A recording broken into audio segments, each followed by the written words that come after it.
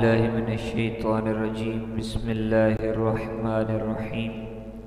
صفحہ نمبر 37 پر انہوں نے عوامی مسائل اور ان کے حل کے لیے جو سوالن جواباً اسے ترتیب دیا ہے، یہاں سے ہم آگے اس بارے میں جانیں گے، کتاب و سنت کی روشنی میں ان مسائل کو جانیں گے۔ پہلا سوال ہے توسل کے بارے میں، انبیاء کرام اور اولیاء اعظام سے توسل کا حکم کیا ہے؟ سوال یہ ہے کہ انبیاء کرام اور اولیاء اعظام سے توسل کا کیا حکم ہے؟ جواب: دنیاوی اور اخروی حاجتوں کے پورا کرنے کے لیے ان سے توسل، استغاثہ اور استعانت شرعاً جائز ہے۔ یعنی اخروی ہوتا ہے آخرت کے حوالے سے، اس پر مسلمانوں کے جمہور اور سواد اعظم اہل سنت و جماعت کا اجماع ہے۔ ٹھیک ہے جی، کثیر تعداد میں جو اہل سنت کے عظیم لوگ تھے ان کا اجماع اس کے اوپر ہے، اور ان کا اجماع حجت ہے۔ یہ تلخیص اصول الشاشی میں آپ پڑھیں گے، آپ نے پڑھا ہوگا، کہ اگر نہیں پڑھا تو وہاں پڑھ لیں، اجماع کسے کہتے ہیں، وہاں اجماع کی تعریف ہو جائے گی، کیونکہ وہ خطا سے محفوظ اور مامون ہیں۔ امام احمد اور امام طبرانی نبی اکرم صلی اللہ علیہ وسلم سے روایت کرتے ہیں کہ میں نے اپنے رب سے دعا مانگی کہ میری امت گمراہی پر جمع نہ ہو، اللہ تعالیٰ نے میری یہ دعا قبول فرما لی۔ امام حاکم حضرت ابن عباس رضی اللہ تعالیٰ عنہما سے روایت کرتے ہیں کہ نبی اکرم صلی اللہ علیہ وسلم نے فرمایا، اللہ تعالیٰ میری امت کو کبھی گمراہی پر جمع نہیں فرمائے گا۔ ایک اور حدیث میں آیا ہے کہ مومن جس چیز کو اچھا جانے وہ اللہ تعالیٰ کے نزدیک بھی اچھی ہے۔ توسل کا مطلب کیا ہے؟ انبیاء اور اولیاء سے توسل کا کیا مطلب ہے؟ سوال اگلا۔ جواب: توسل کا مطلب یہ ہے کہ اللہ تعالیٰ کی محبوب ہستیوں کے ذکر سے برکت حاصل کی جائے، کیونکہ یہ امر ثابت ہو چکا ہے کہ اللہ تعالیٰ ان بندوں پر رحم فرماتا ہے۔ ان سے توسل کا مطلب یہ ہے کہ حاجتوں کے بر آنے اور مطالب کے حاصل ہونے کے لیے انہیں اللہ تعالیٰ کی بارگاہ میں وسیلہ اور واسطہ بنایا جائے، کیونکہ انہیں اللہ تعالیٰ کی بارگاہ میں ہماری نسبت زیادہ قرب حاصل ہے۔ اللہ تعالیٰ ان کی دعا پوری فرماتا ہے اور ان کی شفاعت قبول فرماتا ہے۔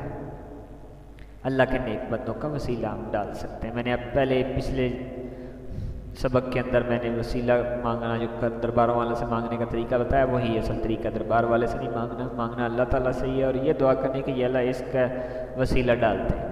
حدیث قدسی میں اللہ تعالیٰ کا فرمان ہے کہ میرے بندے نے فرائض سے بڑھ کر کسی محبوب شے کے ذریعے میرا قرب حاصل نہیں کیا۔ میرا بندہ نوافل کے ذریعے میرا قرب حاصل کرتے کرتے اس مقام کو پہنچ جاتا ہے کہ میں اسے محبوب بنا لیتا ہوں۔ یہ بات بتا رہی ہے، یہ بات واضح کر رہی ہے کہ اللہ تعالیٰ کا اگر قرب چاہیے تو نفلوں کی کثرت ہونی چاہیے۔ ہمیں چاہیے کہ میں نے جس طرح پہلے سبق میں بڑا تفصیل سے نوافل کے حوالے سے بحث کی تھی، عبادت و ریاضت کے حوالے سے بحث کی تھی پہلے سبق میں، تو یہی وہ چیز ہے کہ اللہ پاک کا قرب حاصل ہو جاتا ہے نوافل کے ذریعے سے۔ اس طریقے سے ہی وہ لوگ بھی تو اللہ کے ولی بنے، ہم بھی بن سکتے ہیں۔ تو اللہ تعالیٰ کا قرب حاصل کرتے کرتے اس مقام کو پہنچ جاتا ہے کہ میں اسے اپنا محبوب بنا لیتا ہوں، اور جب اسے محبوب بنا لیتا ہوں تو میں اس کی قوت سمع ہوتا ہوں، جس کے ساتھ وہ سنتا ہے، اور اس کی قوت بصر ہوتا ہوں جس کے ساتھ وہ دیکھتا ہے، اس کا ہاتھ ہوتا ہوں جس کے ساتھ وہ پکڑتا ہے، اس کا رجل یعنی قدم قوت ہوتا ہوں جس کے ساتھ وہ چلتا ہے۔ اگر وہ مجھ سے سوال کرے تو میں اسے ضرور دیتا ہوں، اور اگر میری پناہ مانگے تو میں اسے ضرور پناہ دوں گا۔ یہاں رجل کا اصل رجل ٹانگ کو کہتے ہیں، رجل ٹانگ ہوتی ہے، تو یہ احتراماً قوت کہا گیا، اگر وہ ٹانگ کے اندر طاقت ہوتی ہے، اس طاقت کے ذریعے سے انسان چلتا، تو یہ اللہ پاک کی قوت کی طرف اس کا اشارہ کر دیا گیا تاکہ احتراماً بے ادبی نہ ہو جائے۔ اور اگر میری پناہ مانگے تو میں اسے ضرور پناہ دیتا ہوں۔ دیکھو اللہ پاک پناہ مانگنے والے کو پناہ دیتا ہے۔ اس حدیث کو امام بخاری نے اپنی صحیح روایت کے اندر نقل کیا ہے۔ پھر آگے سوال ہے کہ توسل کے جائز ہونے پر کیا دلیل ہے؟ توسل کے جائز ہونے پر بکثرت صحیح اور صریح حدیثیں دلیل ہیں۔ امام ترمذی، نسائی، بہقی اور طبرانی صحیح سند کے ساتھ حضرت عثمان بن حنیف رضی اللہ تعالیٰ عنہ سے روایت کرتے ہیں کہ ایک نابینا صحابی نبی اکرم صلی اللہ علیہ وسلم کی خدمت میں حاضر ہوئے اور عرض کیا، یا رسول اللہ صلی اللہ علیہ وسلم دعا فرمائیں کہ اللہ تعالیٰ میری بینائی پر پڑے ہوئے پردے کو دور فرما دے۔ آپ نے فرمایا اگر تم چاہو ہم دعا کریں اور اگر چاہو تو تم صبر کرو اور صبر تمہارے لیے بہتر ہے۔ انہوں نے عرض کیا کہ آپ دعا فرمائیں۔ نبی اکرم صلی اللہ علیہ وسلم نے انہیں حکم دیا کہ اچھی طرح وضو کرو اور یہ دعا مانگو، اللہم انی اسألک و اتوجہ الیک۔ ٹھیک ہے جی، یہ دعا آپ یاد کر لیجئے کہ بے نبی کا محمد صلی اللہ تعالیٰ علیہ وآلہ وسلم نبی الرحمہ، یا محمد انی اتوجہ بک الی ربک من حاجتی هذه لتقضى لی اللہم شفعہ فی۔ اے اللہ میں تجھ سے سوال کرتا ہوں اور تیری طرف تیرے نبی محمد مصطفیٰ نبی رحمت صلی اللہ علیہ وسلم کے وسیلے سے متوجہ ہوتا ہوں، یا رسول اللہ میں آپ کے وسیلے سے اپنے رب کی طرف اس حاجت کے سلسلے میں متوجہ ہوں تاکہ بر لائی جائے میری، یعنی کہ مراد پوری ہو جائے۔ اے اللہ اپنے حبیب صلی اللہ علیہ وسلم کی شفاعت میرے بارے میں قبول فرما۔ تو وہ صحابی چلے گئے، پھر وہ اس حال میں واپس آئے کہ ان کی بینائی بحال ہو چکی تھی، یعنی بینائی آ گئی تھی، ان کی آنکھیں ٹھیک ہو گئی تھی۔ امام بہقی کی روایت میں ہے فقام وقد ابصر، وہ صحابی اٹھ کر کھڑے ہوئے تو ان کی بینائی بحال ہو چکی تھی۔ سبحان اللہ، یعنی اللہ کے نبی کا وسیلہ دے کر اگر اللہ تعالیٰ سے دعا مانگی جائے تو دعا قبول ہوتی ہے۔ علماء کرام فرماتے ہیں کہ اس حدیث میں نبی اکرم صلی اللہ علیہ وسلم سے توسل بھی ہے اور آپ کو ندا بھی ہے۔ اپنی حاجتوں کے پورا کرنے کے لیے صحابہ کرام، تابعین اور سلف و خلف نے اس دعا کو اپنا معمول بنایا۔ امام بخاری حضرت انس رضی اللہ تعالیٰ عنہ سے روایت کرتے ہیں کہ حضرت عمر بن خطاب رضی اللہ تعالیٰ عنہ کا معمول تھا کہ جب قحط واقعہ ہوتا تو حضرت عباس بن عبد المطلب رضی اللہ تعالیٰ عنہما کے وسیلہ سے بارش کی دعا مانگتے اور عرض کرتے، اے اللہ ہم تیری بارگاہ میں اپنے نبی صلی اللہ علیہ وسلم کا وسیلہ پیش کرتے تھے اور تو بارش عطا فرماتا تھا، اب ہم اپنے نبی مکرم صلی اللہ علیہ وسلم کے چچا کا وسیلہ پیش کرتے ہیں، ہمیں بارش عطا فرما۔ حضرت انس فرماتے ہیں کہ لوگوں کو بارش سے سیراب کر دیا جاتا۔ علماء کرام فرماتے ہیں کہ اس حدیث میں نبی اکرم صلی اللہ علیہ وسلم سے توسل بھی ہے اور آپ کو ندا بھی ہے۔ اپنی حاجتوں کے پورا کرنے کے لیے صحابہ کرام، تابعین اور سلف و خلف نے اس دعا کو اپنا معمول بنایا۔ یہاں ایک سوال اور اٹھتا ہے جو اہل حدیث اٹھاتے ہیں، انہوں نے پوری بحث نہیں کی، وہ سوال کا جواب میں دے دیتا ہوں۔ سوال یہ اٹھتا ہے جی زندوں کا وسیلہ دینا جائز ہے؟ جب وہ اس دنیا سے چلے جائیں تو ان کا وسیلہ دینا جائز نہیں ہے۔ یہ دوسری حدیث سے یہ چیز وہ ثابت کرتے ہیں کہ دیکھو جی اگر جائز ہوتا تو اللہ کے نبی کا وسیلہ دیتے۔ سوال تو اٹھتا ہے، سوال بڑا مضبوط انہوں نے بنایا، لیکن مسئلہ یہ ہے کہ ہم اپنے اللہ تبارک و تعالیٰ کی بارگاہ میں عرض کرتے ہیں۔ اللہ پاک فرماتا ہے وَابْتَغُوا إِلَيْهِ الْوَسِيلَةَ، قرآن پاک میں فرماتا ہے یا ایھا الذین آمنوا اتقوا اللہ، اے ایمان والو اللہ تعالیٰ سے ڈرتے رہو، تقوی اختیار کرو اور اس کی راہ میں ایسے ہی نہ منہ اٹھا کے آ جاؤ، کوئی وسیلہ لے کر آؤ، کوئی واسطہ لے کر آؤ۔ تو ہم اس کے واسطے سے دعا کرتے ہیں کہ اور تو واسطہ ہے کوئی نہیں اتنا اعلیٰ، کس کا واسطہ دیں تجھے تیرے حبیب کا واسطہ، ہمارے دعاؤں کو، ہماری دعاؤں کو، ہمارے گناہوں کو معاف فرما، ہماری دعاؤں کو قبول فرما۔ یہی طریقہ کار ہے ہمارا اہل سنہ کا۔ دوسرا آگے سوال دوسری حدیث میں ہے کہ امام بخاری حضرت انس رضی اللہ تعالیٰ عنہ سے روایت کرتے ہیں کہ حضرت عمر بن خطاب رضی اللہ تعالیٰ عنہ کا معمول تھا کہ جب قحط واقعہ ہوتا تو حضرت عباس بن عبد المطلب رضی اللہ تعالیٰ عنہ کے وسیلے سے بارش کی دعا مانگتے اور عرض کرتے، اے اللہ ہم تیری بارگاہ میں اپنے نبی کا وسیلہ پیش کرتے تھے اور تو بارش عطا فرماتا تھا، اب ہم اپنے نبی مکرم صلی اللہ علیہ وسلم کے چچا کا وسیلہ پیش کرتے ہیں۔ تو حضرت ہمیں بارش عطا فرما، حضرت انس فرماتے ہیں کہ لوگ کو بارش سے سیراب کر دیا جاتا. ٹھیک ہے جی. تو یہ جو دوسری حدیث میں انہوں نے بیان کیا. تو علماء کرام فرماتے ہیں یہ حدیث ارباب فضیلت ذوات سے توسل کے بارے میں صریح ہے، کیونکہ حاضرین نے اللہ تعالیٰ کی بارگاہ میں حضرت عبداللہ بن عباس رضی اللہ عنہ کا وسیلہ پیش کیا، تو اللہ تعالیٰ نے انہیں بارش عطا فرمائی، یعنی رضی اللہ تعالیٰ عنہ کی وجہ سے بارش عطا فرمائی. ٹھیک ہے جی. تو دو حدیثیں، دونوں کا مضمون سیم ہے.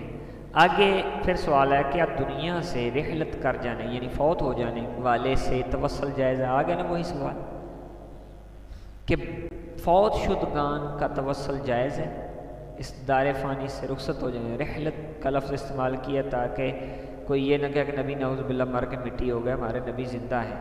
علماء رحمۃ اللہ تعالیٰ علیہ فرماتے ہیں کہ اللہ تعالیٰ کی محبوب ہستیوں سے توسل جائز ہے، خواہ وہ دنیاوی زندگی میں ہو یا برزخی زندگی کی طرف منتقل ہو چکے ہو، کیونکہ محبوبین اہل برزخ اللہ تعالیٰ کی بارگاہ میں حاضر ہیں، اور جو ان کی طرف متوجہ ہو وہ بھی حصول مقصد کے سلسلے میں اس کی طرف متوجہ ہوتے ہیں.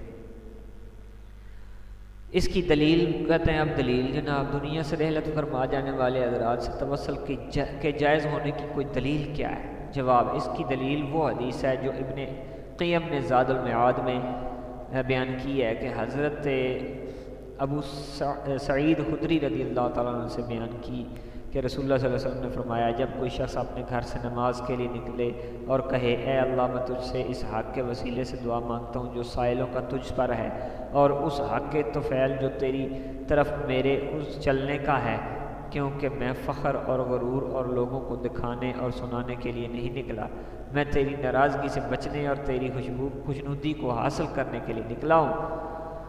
میری توجہ سے درخواست یہ ہے کہ مجھے آگ سے نجات عطا فرما اور میرے گناہ معاف فرما، کیونکہ تو ہی گناہ بخشنے والا ہے. اللہ تعالیٰ یہ کلمات طیبہ کہنے والے اس شخص پر 70,000 فرشتے مقرر فرماتا ہے جو اس کے لیے دعائیں مغفرت کرتے ہیں، اور اللہ تعالیٰ اپنی وجہ کریم کے ساتھ اس کی طرف متوجہ ہوتا ہے یہاں تک کہ وہ شخص نماز پوری کر لے. یہ حدیث امام ابن ماجہ نے روایت کی ہے. امام بیہقی ابن سنن اور حافظ ابو نعیم روایت کرتے ہیں کہ نبی کریم صلی اللہ علیہ وسلم نے جب نماز کے لیے تشریف لے جاتے تو یہ دعا کرتے، اللہم انی اسألک بحق السائلین علیک الی آخرہ، الہ کا مطلب الی آخرہ، یہ وہی دعا ہے جو پیچھے انہوں نے مانگی. تو علماء کرام فرماتے ہیں کہ یہ صراحتاً توسل ہے. ہر بندہ مومن سے چاہے وہ زندہ ہو یا فوت ہو چکا ہو. نبی اکرم صلی اللہ علیہ وسلم نے صحابہ کرام کو دعا سکھائی اور اس کے پڑھنے کا حکم دیا. تمام متقدمین اور متاخرین نماز کے لیے جاتے وقت یہ دعا پڑھتے تھے. یہ بھی ثابت ہے کہ سیدنا علی بن ابی طالب رضی اللہ تعالیٰ عنہ کی والدہ ماجدہ حضرت فاطمہ بنت اسد رضی اللہ تعالیٰ عنہ فوت ہوئیں تو نبی اکرم صلی اللہ علیہ وسلم نے اس طرح دعا فرمائی، اے اللہ میری ماں فاطمہ بنت اسد کی مغفرت فرما اور ان کی قبر کو ان کے لیے اپنے نبی اور مجھ سے پہلے انبیاء کے حق کے صدقے وسیلے سے وسیع فرما. پچھلے انبیاء کا بھی وسیلہ دیا. اس حدیث کو ابن حبان، حاکم اور طبرانی نے روایت کیا اور اسے صحیح قرار دیا ہے. نبی اکرم صلی اللہ علیہ وسلم کے اس ارشاد میں غور کیجئے کہ مجھ سے پہلے انبیاء کے حق کے طفیل مغفرت فرما، کیونکہ اس سے صراحتاً ثابت ہوتا ہے کہ دنیا سے رحلت فرما جانے والے انبیاء کرام سے توسل جائز ہے. اس نقطے کو اچھی طرح ذہن نشین کر لیجئے، آپ ہلاکتوں سے محفوظ رہیں گے. حضرت عباس رضی اللہ عنہ سے توسل کی وجہ کیا تھی؟ تو علماء کرام اللہ تعالیٰ ان کے ذریعے نفع عطا فرماتے ہیں کہ سیدنا عمر فاروق رضی اللہ تعالیٰ عنہ کے حضرت عباس رضی اللہ تعالیٰ عنہ کو وسیلہ بنانے سے یہ ثابت نہیں ہوتا کہ دنیا سے رحلت کر جانے والے حضرات کو وسیلہ بنانا جائز نہیں. حضرت عمر فاروق رضی اللہ تعالیٰ عنہ نے نبی اکرم صلی اللہ علیہ وسلم کی بجائے حضرت عباس رضی اللہ تعالیٰ عنہ کو وسیلہ بنایا تاکہ لوگوں پر واضح کر دیں کہ نبی اکرم صلی اللہ علیہ وسلم کے علاوہ ہستیوں کو وسیلہ بنانا بھی جائز ہے. الٹا یہ ہمارے لیے دلیل قائم کر کے گئے ہیں کہ کسی پاویں داتا صاحب دا وسیلہ پاؤ، پاویں جناب خواجہ صاحب دا پاؤ، پاویں جناب وہ چاہے اس کا وسیلہ ڈالو، خواجہ معین الدین کا وسیلہ ڈالو، چاہے جناب نظام الدین اولیاء کا وسیلہ ڈالو، چاہے پاک پتن شریف والوں کا وسیلہ ڈالو، کسی کا بھی وسیلہ ڈالو، ٹھیک ہے جی، خواہ سیال شریف کا ڈالو، خواہ پیر میر علی شاہ صاحب کا وسیلہ ڈالو، تو اس میں کوئی حرج نہیں ہے۔ تمام صحابہ کرام میں سے حضرت عباس رضی اللہ تعالیٰ عنہ کو رسول اللہ صلی اللہ علیہ وسلم کے اہل بیت کی عزت و شرافت ظاہر کرنے کے لیے خاص کیا گیا۔ اہل بیت میں سے ان کو لگ کر کے تو ان کا وسیلہ مانگ کے دعا کی تاکہ پتہ چل جائے کہ اللہ کے نبی کے خاندان والے بھی کوئی عام نہیں ہیں۔ صرف اللہ کے نبی کا وسیلہ نہیں مانگنا، اہل بیت کا بھی وسیلہ مانگنا ہے۔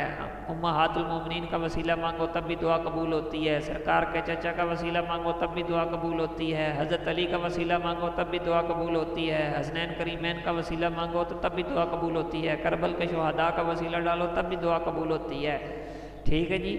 تو صحابہ کرام کا کسی کا صحابی کا بھی وسیلہ ڈالو تب بھی دعا قبول ہوتی ہے۔ اس کی دلیل یہ ہے کہ حضور نبی کریم صلی اللہ علیہ وسلم کی وفات کے بعد صحابہ کرام کا آپ کی ذات اقدس کو وسیلہ بنانا ثابت ہے۔ اس کی ایک مثال وہ حدیث ہے جسے امام بہقی اور امام ابی شیبہ نے صحیح سند صحیح سے روایت کیا، اور وہ یہ ہے کہ لوگ حضرت عمر فاروق رضی اللہ تعالیٰ عنہ کی خلافت کے زمانے میں قحط میں مبتلا ہو گئے۔ حضرت بلال بن حارث نے نبی اکرم صلی اللہ علیہ وسلم کے روضہ مقدسہ پر حاضر ہو کر عرض کیا، یا رسول اللہ صلی اللہ علیہ وسلم، اپنی امت کے لیے بارش کی دعا فرمائیں کیونکہ لوگ ہلاکت کے دہانے پر پہنچ چکے ہیں۔ خواب میں انہیں رسول اللہ صلی اللہ علیہ وسلم نے شرف زیارت عطا فرمایا اور ارشاد فرمایا، تم عمر بن الخطاب کے پاس جا کر انہیں سلام کہو اور انہیں بتاؤ کہ انہیں بارش سے سیراب کیا جائے۔ حضرت بلال بن حارث نے حضرت عمر رضی اللہ عنہ کو اطلاع دی تو وہ رو پڑے اور اللہ تعالیٰ نے بارش سے جل تھل فرما دیا۔ سبحان اللہ، یہ دیکھیں یہ دعا ہے، اللہ تعالیٰ کے نبی نے وسیلہ بتایا کہ عمر کے وسیلے سے دعا قبول ہوگی، عمر کے پاس جاؤ، حضرت عمر رو پڑے، اللہ پاک نے بارش برسا دی۔ اس حدیث میں جائے استدلال حضرت بلال کا عمل ہے اور وہ صحابی ہیں، اور ان پر نہ تو حضرت عمر فاروق رضی اللہ عنہ نے اعتراض کیا اور نہ ہی دیگر صحابہ کرام رضوان اللہ تعالیٰ اجمعین نے، جس طرح وہ ابھی کہتے ہیں یا اللہ میں عمر فاروق رضی اللہ عنہ جیسا حکمران عطا فرماتا ہے، اگر وہ اس قسم کا حکمران اگر عطا فرما دیے جائے تو یہ تو کام ہی بڑا خطرناک ہو جائے گا۔